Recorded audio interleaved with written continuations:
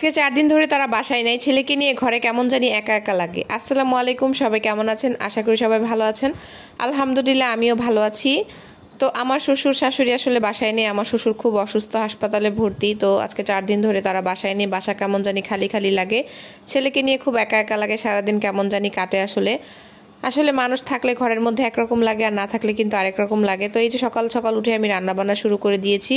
আমি রান্না করে দিই, তারপর হচ্ছে আমার দেবর নিয়ে যায় খাবার, দুপুরের খাবারটা। আর ওইখান থেকে একবেলার খাবার দেওয়া হয় অবশ্য একজনের। তো ওইখানের খাবারটা আসলে তো ভালো না, খাওয়া যায় না। দুপুরের খাবার, রাতের খাবার, তিনবেলাই খাবার দেয়, কিন্তু এইভাবে খাওয়া যায় না। তো এই তো রান্নাবান্না সকাল সকাল উঠে একদম মাছ ভিজিয়ে দিয়েছি। সকালে আর সেরকম কোনো নাস্তা বানানো হয়নি, যেহেতু সবাই শুয়ে আছে। আমার হাজব্যান্ড আর হচ্ছে আমার দেবর তেমন একটা সকালে উঠে না, ওরা একটু দেরি করেই উঠে।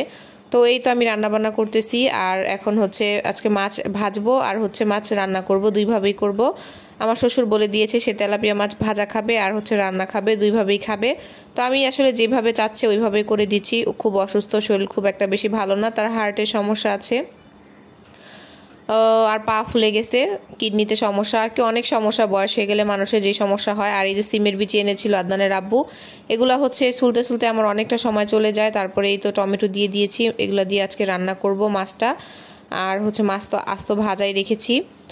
তো আজকে ছেলেকে নিয়ে ঘরে একা একা লাগে। ছেলেটা সারাদিন আসলে বিরক্ত করে। আর দাদাদি থাকলে দেখা যায় ওর দাদাদির কাছে যায়, আমাকে খুব বেশি একটা বিরক্ত করে না, তেমন না, বিরক্ত করে। কিন্তু তখন দেখা যায় যে ওর দাদার সাথে খেলে, ওর দাদির সাথে খেলে, ওর দাদার সাথে একটু দোকানে যায়, আর ঘরের মধ্যে থাকে, বাইরে খুব বেশি একটা যায় না। কিন্তু এখন দেখা যায় সারাদিন আমাকে বিরক্তই করতে থাকে। তো একটা জিনিস আসলে ভালোইভাবে উপলব্ধি করতে পেরেছি, আসলে একা থাকার জিনিসটা কি আর হচ্ছে একসাথে থাকা জিনিসটা আসলে কি। দেখা যায় একা থাকলে কিন্তু বাচ্চাকে একাই পালন করতে হয়, লালন করতে হয়, বাচ্চার কান্নাকাটি, মানে মানসিকভাবে একটা ডিপ্রেশনে কিন্তু পড়ে যেতেই হয়। আর যদি ফ্যামিলিগতভাবে থাকা যায় তাহলে দেখা যায় যে ফ্যামিলির যে মানুষজন আসে সবাই কিন্তু বাচ্চার টেক কেয়ার করে। মার দেখা যায় অত বেশি একটা মানসিক প্যারার মধ্যে পড়ে না। তো আমি কয়েকদিনে আসলে এটা উপলব্ধি করতে পেরেছি। আসলেই কিন্তু বিষয়টা এরকম, অনেকেই আছে যারা একা থাকে তাদের কিন্তু আসলে বিষয়টা কষ্টই হয়।